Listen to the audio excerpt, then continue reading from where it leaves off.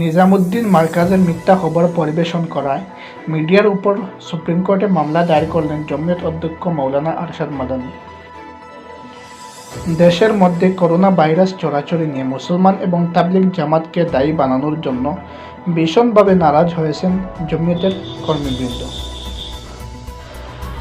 জমিয়ত উলামায়ে হিন্দের অধ্যক্ষ মৌলানা আরশাদ মাদানি অ্যাডভোকেট এজাজ মকবুলকে দিয়ে এই মামলা দায়ের করিয়েছেন। জমিয়ত উলামায়ে হিন্দ মামলার মধ্যে এই কথা উল্লেখ করেছে যে মিডিয়া নিজামুদ্দিন মার্কাজকে নিয়ে সাম্প্রদায়িক রং লাগিয়ে খবর পরিবেশন করেছে।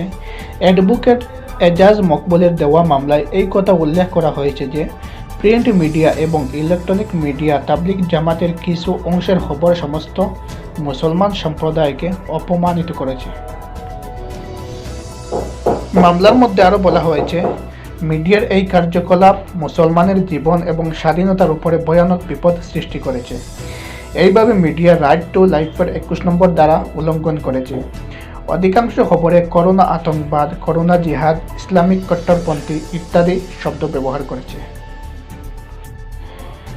এইরকম খবর সমাজের মধ্যে অশান্তি সৃষ্টি করে, মানুষের মধ্যে বিভাজন সৃষ্টি করে।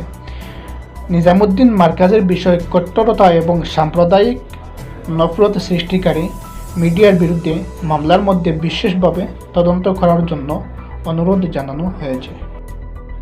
জমিয়ত অধ্যক্ষ মৌলানা আরশাদ মাদানি বলেন, মিডিয়া দায়িত্বহীনভাবে কাজ করিতেছে।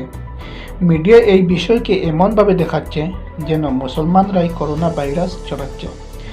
এই ধরনের মিডিয়া বন্ধ করা হোক এবং সামাজিক মাধ্যমে মিথ্যা খবর পোস্টকারীদের উপর তদন্ত করার জন্য সুপ্রিম কোর্টে অনুরোধ জানানো হয়েছে।